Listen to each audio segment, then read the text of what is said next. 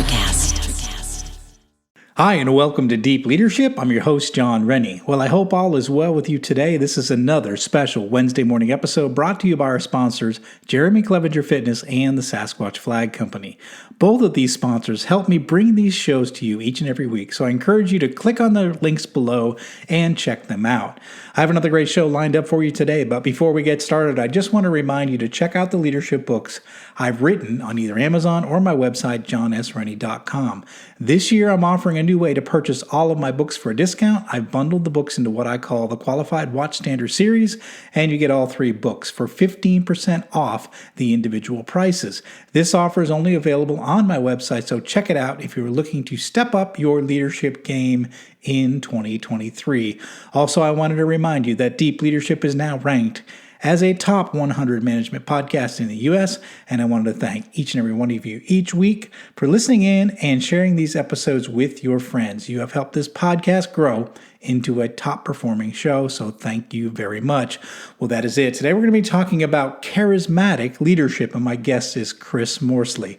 Chris is a professional actor turned executive coach, and he helps leaders increase their charisma and command attention.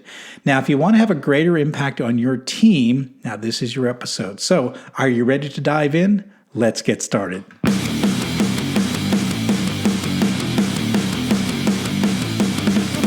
Welcome to Deep Leadership. Leadership is a people business. That's the philosophy of your podcast host, John Rennie. As a former Cold War submarine officer who spent 20 plus years leading businesses in corporate America before starting his own manufacturing business, he knows that leadership matters. Are you ready for some real-world actionable advice from John as well as his expert guests? I'm ready. The show starts right now. Welcome to the Deep Leadership Podcast. Today I'm joined by Chris Morsley. Chris is an executive coach who has coached Olympic athletes, celebrities, and hundreds of public figures on how to increase charisma and command attention. He is a former actor turned coach who has a passion to help leaders learn the art of expressing themselves in a way that makes a positive impact. Now I'm excited to have him on the show to talk about what it takes for leaders to make a more positive impact on their teams, their companies, and the world around them. So Chris, welcome to the show. Thank you, John. It's a real pleasure and definitely an honor to be here. Really appreciate it. Yeah, it's great to meet you. Great to have you on the show. And yeah, I'm really excited to dive into your experience and what you teach leaders, because I think it's something that's really valuable and we don't talk about it enough. So let's dive into it real quick. Former actor turned leadership coach. Explain a little bit about the acting career and where you got your passion for wanting to help leaders. Where did that come from?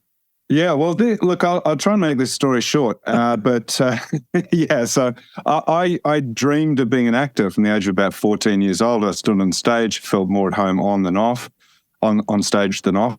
Because I was a pretty introverted kid and shy, but stood on the stage and I felt great. It was really weird.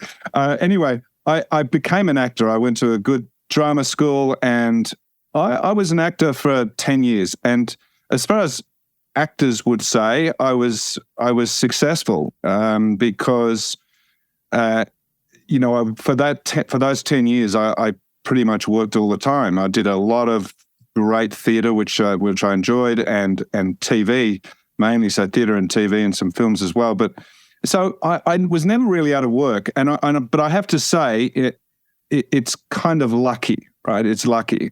So, for example, and I'll sort of tell you why I changed careers. I was standing on a corner of a suburban street, and this kid was being dropped off by a taxi, and the kid was too young to be taking a taxi by himself. And I realized that it was his father dropping him off, and I noticed the driver of the taxi was actually a very famous actor. This guy had been a household name for probably 15 years in Australia. And here he was driving a cab. He's probably in his mid-40s. And that triggered me to think, okay, he's now in his mid-40s and he has to drive a cab to survive, to take his kid to school. And I looked back on my career and went, okay, in the last 10 years, let's say, what have I done that really fulfilled, that gave me a sense of meaning, that fulfilled me, my original dream. And I, even though I'd worked so much, I could really only tell you that it was about a year and a half of incredible theatre and a particular film that I did, a miniseries that I did, and a few things that were really powerful. The rest of it was not as powerful and really didn't fulfill the dream. So I thought, I not only am I not fulfilling meaning in my life, doing this thing that I thought was my destiny, but I might be out of work by the time I'm in my mid-40s. Yeah. And so I quit. I literally quit. It was, I didn't tell anybody in the industry. I just turned my back on it. Yeah. And it's quite funny, actually. 5 years after that, it took 5 years, but 5 years after that, a casting agent calls me up and says, "Hey, Chris, is that Chris Morsley?" And I said, "Yeah." She said, Where are you?" And I said, "I'm at home." And she said, "I've been looking for you for ages. You're not anywhere." "I'm just doing my own business," and basically told her that I'd quit acting. And she said, "Oh, will you do one more job?" So I did this one more job on television, then I got another one. So, 5 years later, after absolutely nothing, I had these two really cool acting jobs and then carried on with my new career. So yeah, you can't, it's not like, not like a normal job where you can show up and say, "You know what, I quit, I'm done." Because you're working for all sorts of different people, right? So yeah, the possibility of more opportunities coming your way is that's interesting. And why? Where did the idea of working with Olympic athletes, celebrities, leaders, where did that come from? Was it the acting, what you saw and learned as an actor that you felt like you could help these type of people in these very forward-facing type roles? Yeah, well, I didn't plan to work with those particular people, but I remember someone saying to me when I was in this sort of transitional phase, he said, if you're going to do something, make sure you do something where you can feed off your last career, use your strengths.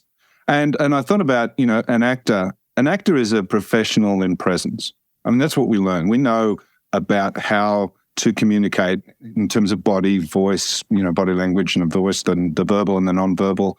Actors understand storytelling.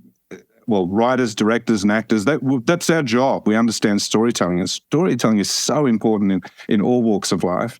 And also the ability to manage emotion. So actors, if you're an actor like I am, that's more sort of method style, you don't actually immerse yourself in a character. You find the character in yourself. Mm. And so when I'm playing a character, no matter how diverse all the different characters that I play, I find that essence of that person in myself. And so it's an incredible study of who you are and how you express yourself and what's possible. And so it's natural that I would then move into an area where I'm helping leaders express themselves. And ultimately, even though I had 15 years of guilt for quitting my destiny, I've now found it again. Mm. And I found it again because I'm doing almost the same thing, but I'm helping leaders express themselves in a way that makes a positive impact on the world around them. And for me, that's really meaningful. And the authenticity factor in that is so important, I think. Yeah, I like that. So what's interesting, you stated in this, I think it's interesting to note, and we've talked about it with other guests, is that you found a new passion, you found a new purpose.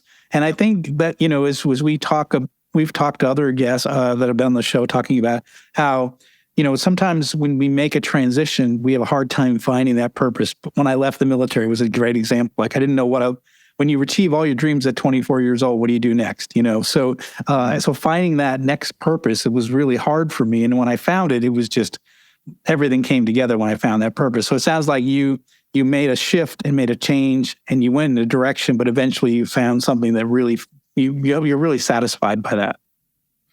Yeah, this is so important. Purpose is so important. I mean, if we get kind of philosophical for a moment, we often ask ourselves, we look up at the dark night, the stars, and you say to yourself, what is the meaning of all this? Yeah. You know, what is the meaning of life? And I think it's the wrong question. I think the right question is, what's the meaning of my life? Yeah. You know, has my life got meaning? And even though thought I was living my destiny, I look back and I realized actually only a fraction of it was meaningful.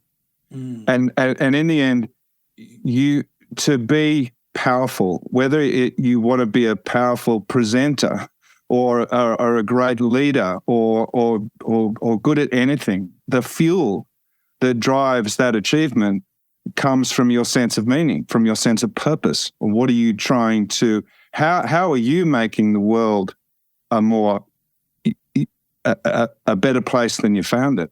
And it really is not just in the research, but in my experience working with CEOs and that, you know, and people who've achieved greatly, that this is a really core part of who they are. And I think a core part of communication authenticity as well. Interesting. So we're going to get into that, but let's just, why do people seek you out? What, you know, when they come to find you, what are they trying to fix? What are they hoping to improve in their skill set when they seek you out? Yeah, well, in the early days, it was probably, you know, I've got a presentation, I don't know what to do with my hands. You know, Right. I'm feeling nervous. How do I get over that? Or I get a sore throat when I'm trying to speak to the back of the hall. But now it's more. Usually it's aspirational. So there's a point in time where, you know, let's say you're a subject matter expert, you're in a large organization. Eventually your expertise gets you to, say, senior manager level or something, and you hit this ceiling where your expertise has been great for you to get you to that point. But what the executive leadership are asking of you now is, because they see potential in you, is to sort of relinquish that expertise and become a team leader, and therefore, you know, be a person who's good at building relationships. And for technical people, especially, this is a whole new world. Yeah. So I 50%, I would say, of the people I work with are highly technical, and they just haven't, I guess, over time, that hasn't been their focus. And so they want to know how to build relationships, how to connect with people, how to be commanding. And then there's of course, the next level of people who are aspiring to CEO-ship, or they are C-suite, and they need to connect with other executives and have a sense of gravitas. They want to be better storytellers, or you know, they want to be able to influence people in lots of different environments, but especially at an executive level. So that's some of the reasons why people call me, or the media. They might need to deal with the media, which is another problem altogether. Oh yeah, yeah. I actually went through some training in that when I was in my corporate life, which was very powerful, very good training, where they actually brought camera crews in. They put cameras on our face, and it was really good stuff. And it was to deal with communicating during a crisis, and it was good stuff. Really good training. So awesome. It was fun experience, at least for me, because like most people, like I was typically like most people, I froze when the camera went in my face. You know, I'm not used to that. Absolutely. We freeze. I mean, you know, I don't now, but that's only because of huge amount of practice, really. Yeah. I mean, but most, it's intimidating. Yeah. Yeah, it is. So let's talk a little bit about leadership communication. So, and you're working with leaders, helping them to connect better. So, how can leaders, you know, in your opinion, and what you do to help people, how can they command attention, connect with people, and really, you know, as part of the role of leadership is to motivate them for action? How does leadership communication play in that? Okay, so first of all, you've clarified what actually it takes. Commanding, connecting, and compelling. Really. So commanding attention is about, being in command is one, about commanding attention, but it's also about commanding the space you're in. It could be the physical space, but also the knowledge space. So commanding attention is one aspect, and it's very important to give you the power that people are then going to respect. The next level is connecting with people. And we really, if you could divide it into two, it's speaking their language or getting them to talk, of course, is a good way to connect with people. And the other side of connecting with people, and probably the most important, is about connecting with them emotionally. And, the key skill of any great leader eventually will come down to this one thing, being able to manage mood in yourself and other people. And that's really key. So that's connecting is critical. The next part, being compelling, is putting together a really good argument, having good evidence, making it methodical and logical, and leading to a clear conclusion and call to action. But then also being able to take people. So the other side, I guess, of being compelling and motivating is, and the critical element of it, is being able to take people from where they're at emotionally, and then to a place you need them to be in order to deliver on the goals or the vision. So this is a really clear picture of what a leader or a leader while communicating needs to be. It's almost three different skill sets, it sounds like, because one is when you say commanding presence, so it might be you're on stage, you might be doing a presentation, you might just be in a room where you have to, where you're the only one speaking typically, right? And then with this connecting, now you're talking about connecting emotionally. It's a back and forth dialogue. It's active listening. There's a whole other side of that. And then it's the other. Then directing people and trying to motivate them to the place you want them to go. That's a whole other set. It's almost like there's three different elements then in their skills in each one of those areas. Absolutely, there's and look, it's so complex. Human behavior and interaction is so complex, and the problem is with. In fact, look, I've been in the industry of teaching, coaching, training in communication skills, and a large part of that is presentation skills. And personally, I think that most presentation skills training is actually will actually destroy your authenticity as opposed to build it up. And I think that, your power comes from who you are.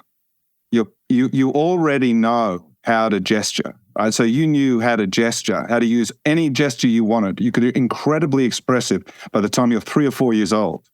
And if you're saying to me that I freeze up and I don't know how to use, I don't know what to do with my hands when I present, it's not a gesture problem. It's not a gesture problem.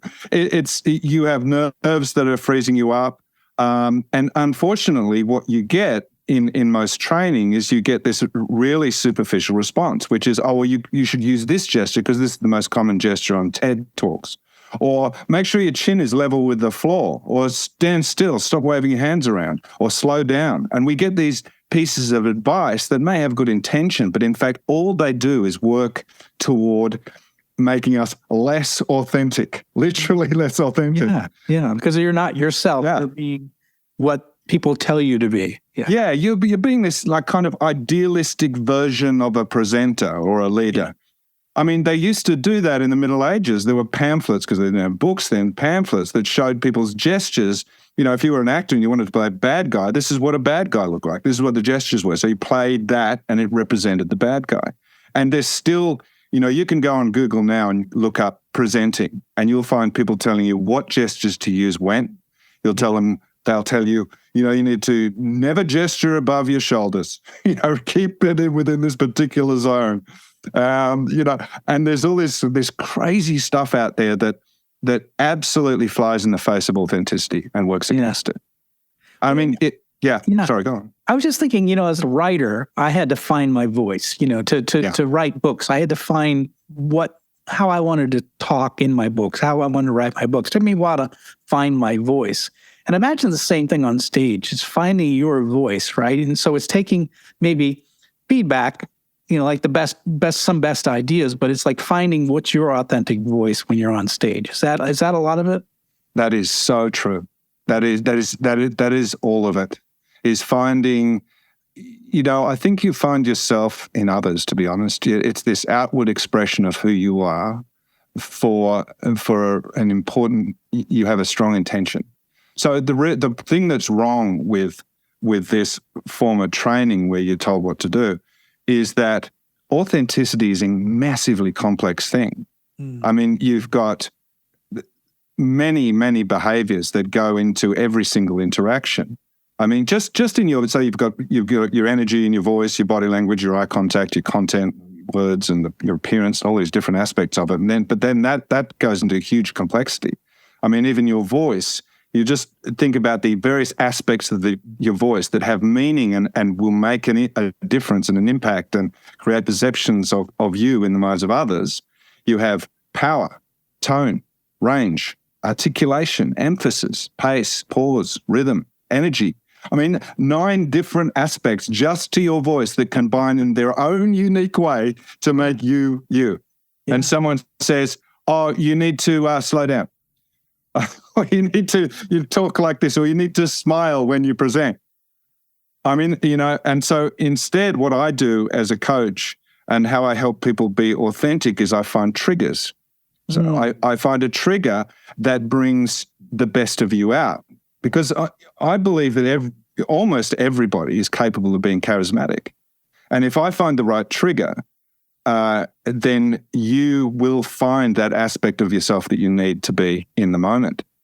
We'll be right back after a quick word from our sponsors. Leadership skills are like any other skills. You need to practice them to get better at them.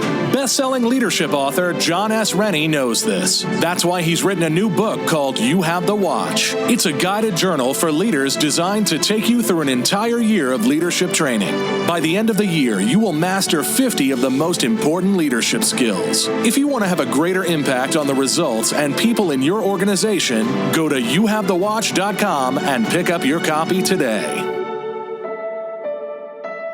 This episode is brought to you by Jeremy Clevenger Fitness. As a high-performing leader, you know that leadership isn't about telling people what to do. It's about leading by example. And for most people, the one area that they're lacking when it comes to leading by example is their health and fitness. By improving your health and fitness, every other area of your life improves. But how do you get and stay fit as a busy leader? Well, you do what you've always done. You hire the best person for the job. Don't struggle on your own. Put Jeremy Clevenger on your team. Jeremy will work with you to take your physique, mindset, nutritional habits, and more to the next level with his step-by-step, all-inclusive coaching program. Now, I've worked with Jeremy for the past year, and I'm in the best shape of my life. If you want to step up your game, reach out to Jeremy at apexperformancesystems.com to find out more and get your initial consultation scheduled with him today. This episode is brought to you by the Sasquatch Flag Company. The Sasquatch Flag Company is a family-owned business in New England that builds hand-carved American flags from seasoned white pine. Each flag is hand-built, and each star on the flag is hand-hammered and chiseled. No two flags are alike.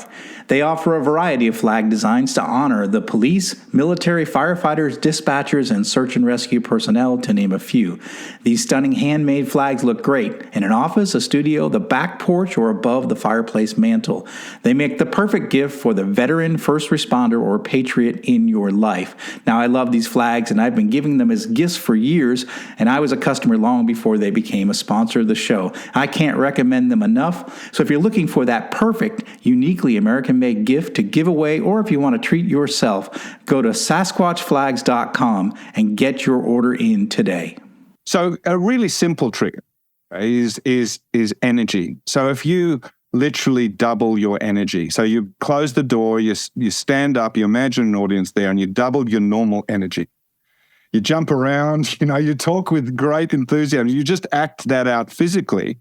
And what will happen is you'll find a lot of authentic expressions coming through that.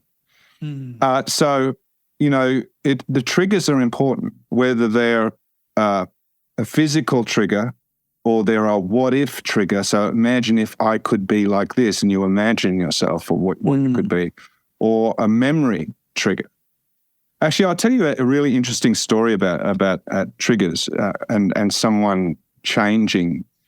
So I was asked to work with a managing director of a large investment bank in Australia. So actually, he was the CEO of this bank, and they said to me, "I want you to work with Chris because he's too nice."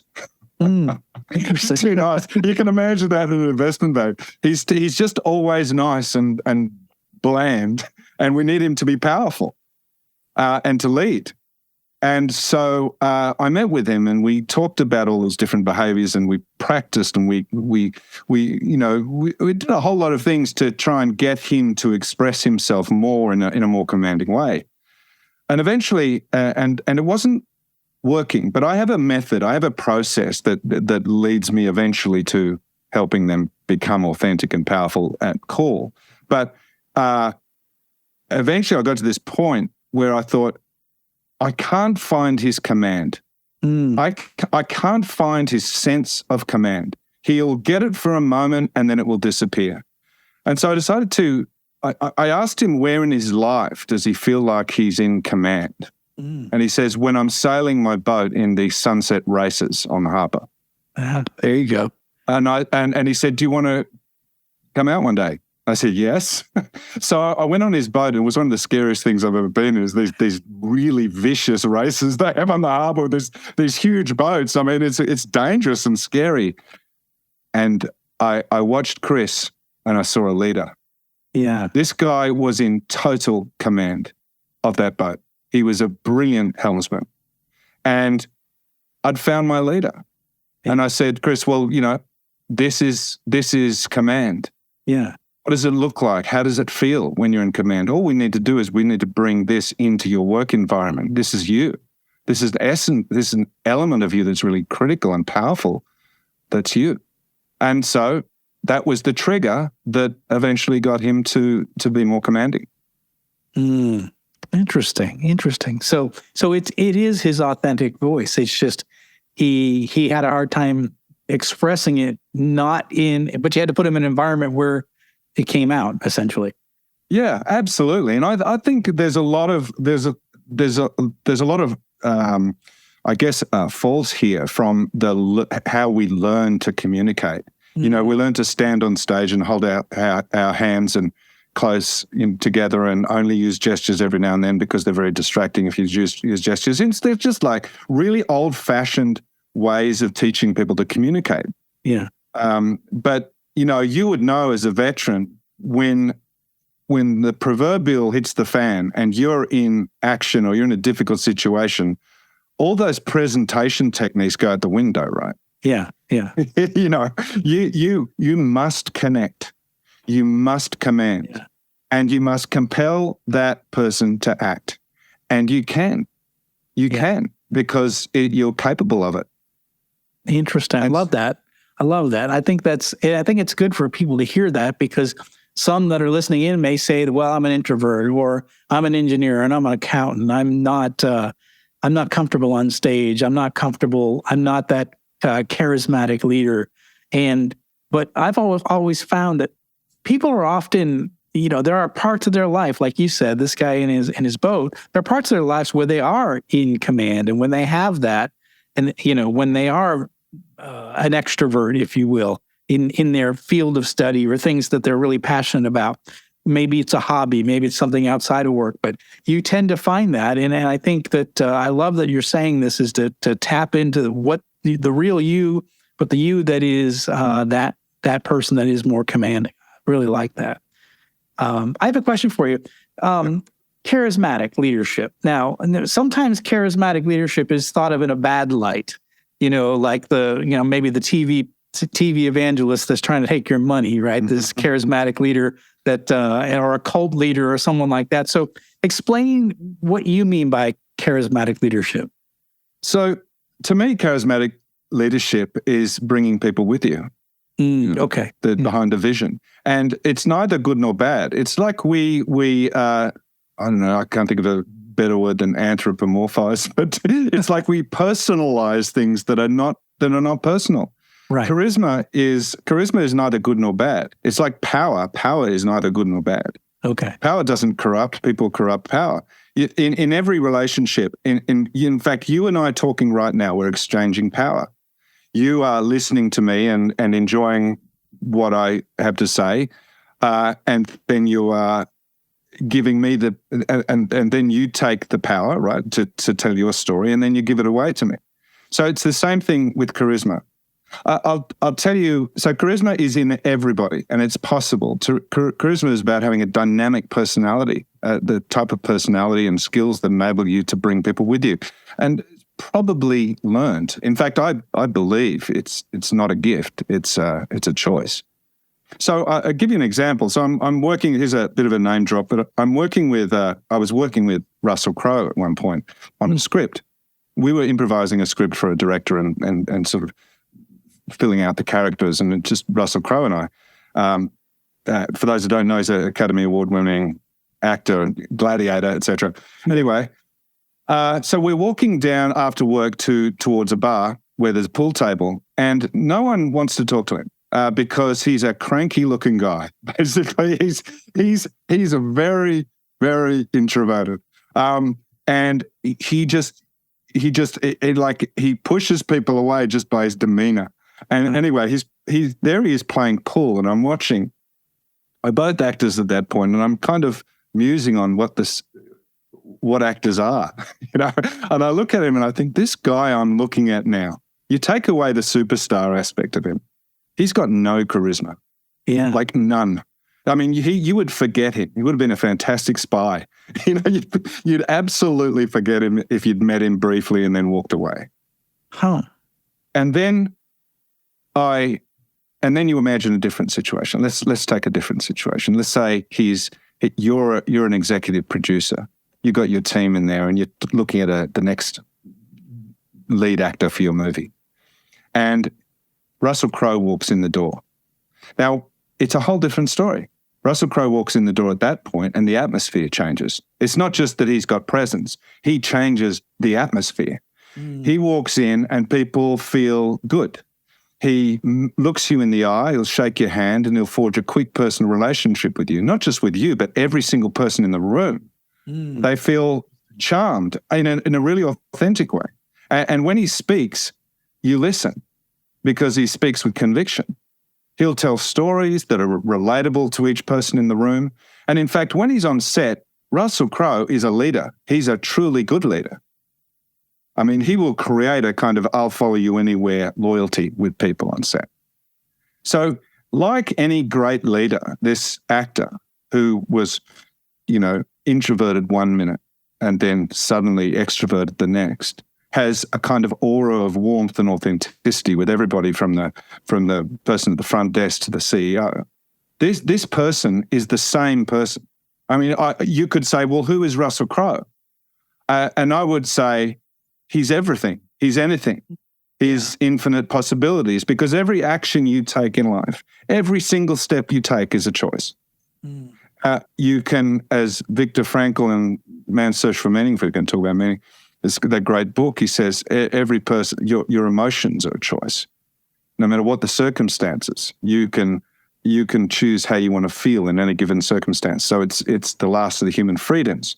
So Russell Crowe can be whatever he needs to be in the moment. And it's totally authentic. It's just a different aspect of him. So charisma is not a gift, it's a choice. I love that you say that, and I think it relates well to acting. And I always say that, as leaders, we're on stage, and what I mean by that is everyone's watching us. I ran this is my 9th manufacturing company I've run. So I run a lot of manufacturing companies where I'm the senior guy. I'm the only guy on site that's where I don't have any boss, right? So I'm the corner office guy. And I can tell you from doing that for 30 years, every eye's on me all the time, right? They know when I show up, when I leave, if I'm angry, if I'm irritated. They see, they're watching me all the time. I'm on stage. I literally use that analogy. I'm on stage all the time, And I don't think that leaders recognize that they're on stage. I think that they think I'm just going to do my thing.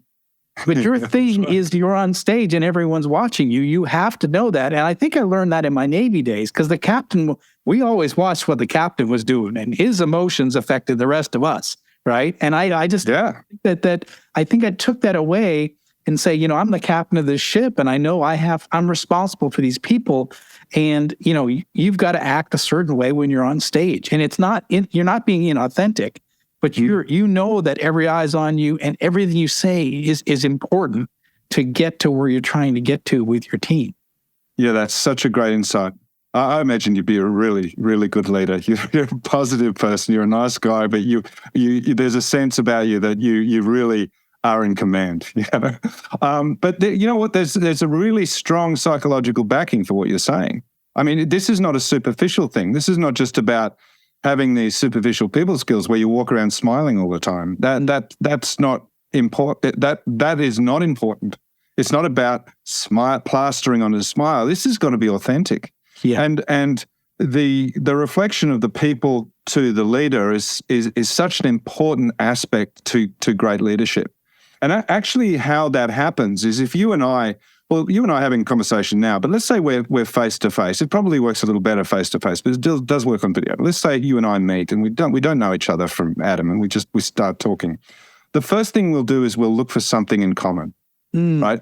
I'll find out you're a veteran, or I've listened to one of your podcasts and I'll say, you know, I really respect veterans because as an actor, I've been in war movies and I know I could never, ever possibly empathize with your situation, but I've had a glimpse into how the chaos of a war situation, or this, you know, and I have huge respect for you. So we would find some sort of common ground, and we can't help it. Every human being will search, when they meet another human being, will search for common ground if they're locked in a room by themselves. The next thing that happens is we start copying each other. It's called motor mimicry. Now, we can't help it. When I look you in the eyes and you look at me and you start telling stories and I'm telling stories, we start to copy the way little facial expressions, our movements, and this is called motor mimicry. Now, that motor mimicry then creates a response in your brain, the emotional part of your response, and then this is called emotional contagion. So I literally, from the mimicry of you, I catch your emotion. Mm-hmm.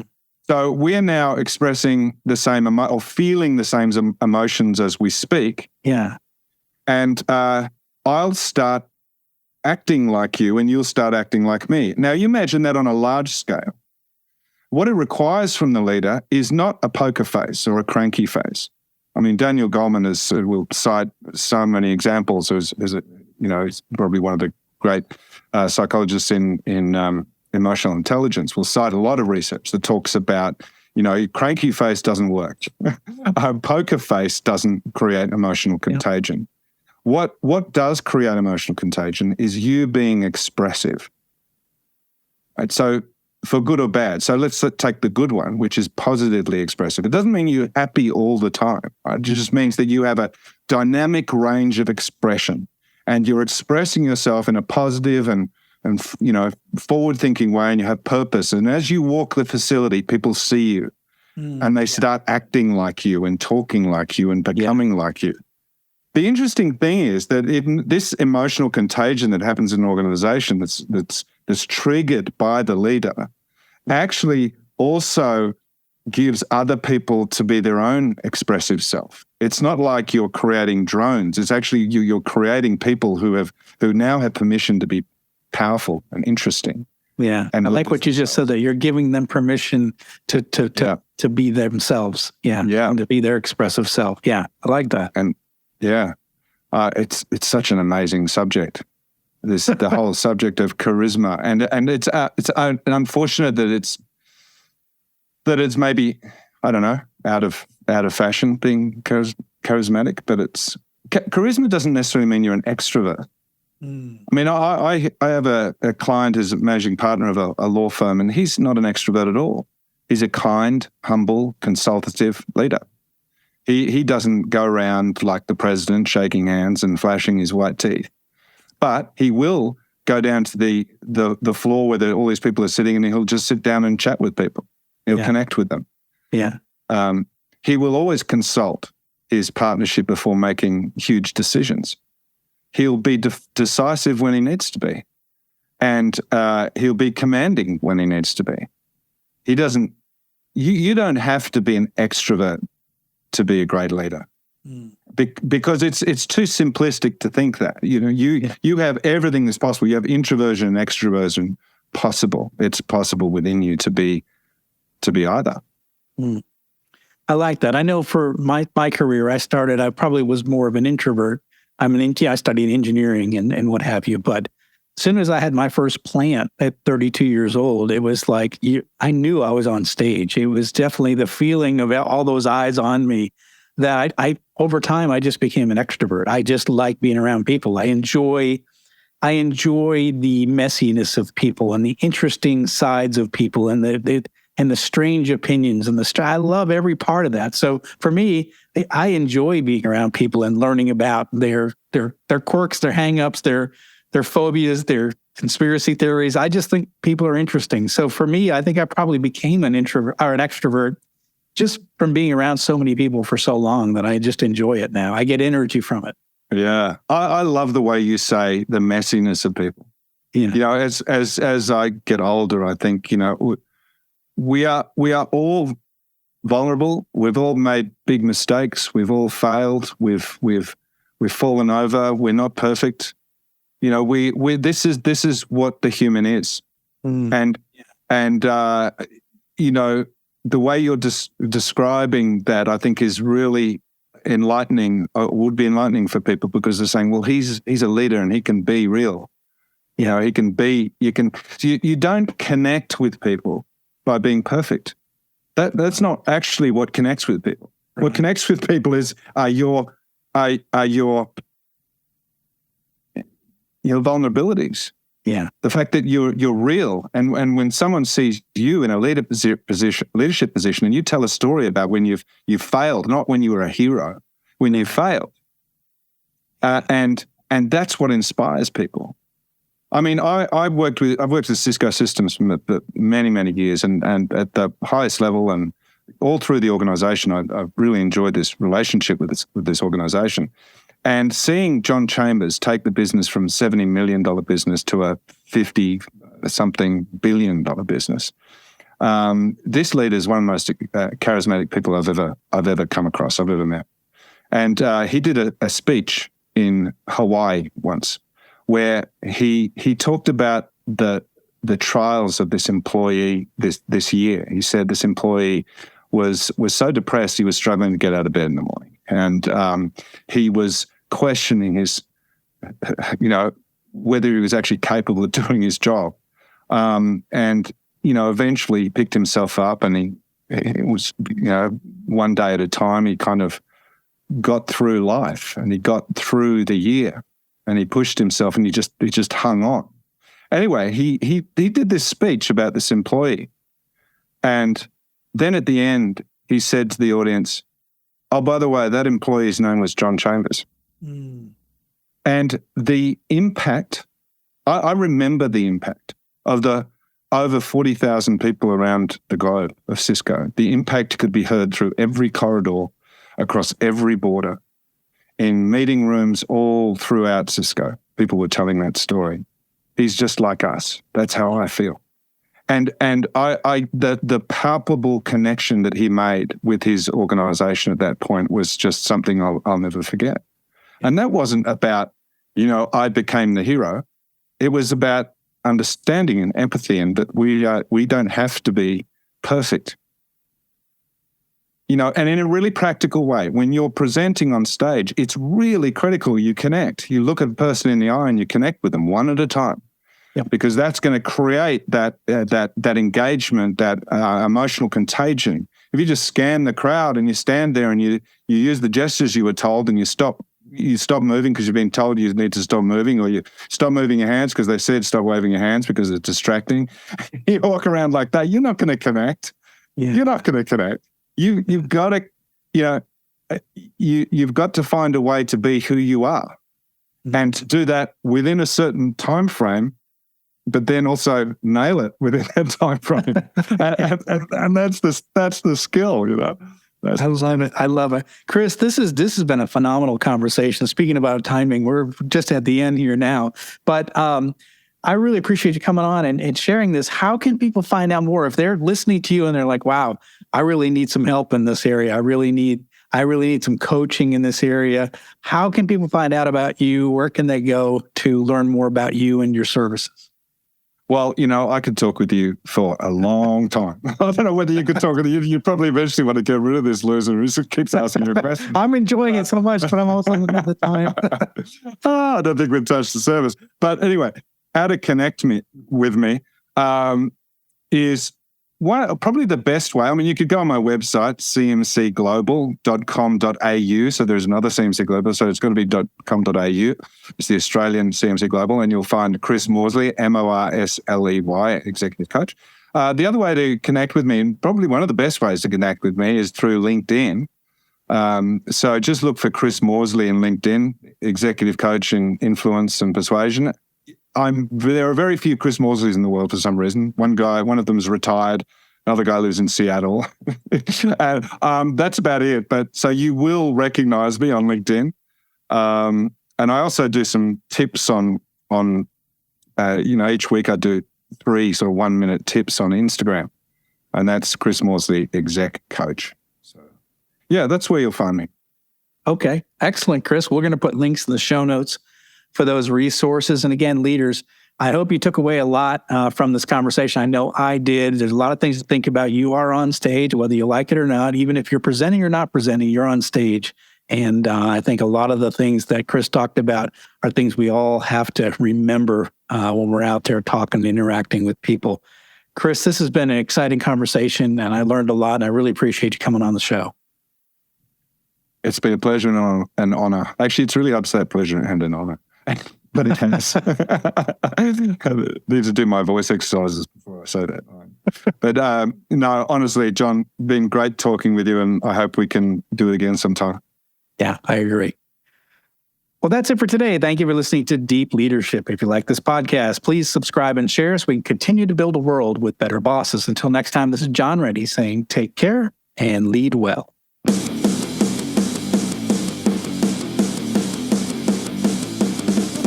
Thank you for listening to Deep Leadership. Thank you. Thank you. Thank you, thank you, thank you for all you do. We hope you enjoyed today's episode. For more information and updates, please visit our website at www.deepleadershippodcast.com or johnsrennie.com. Until next time, take care.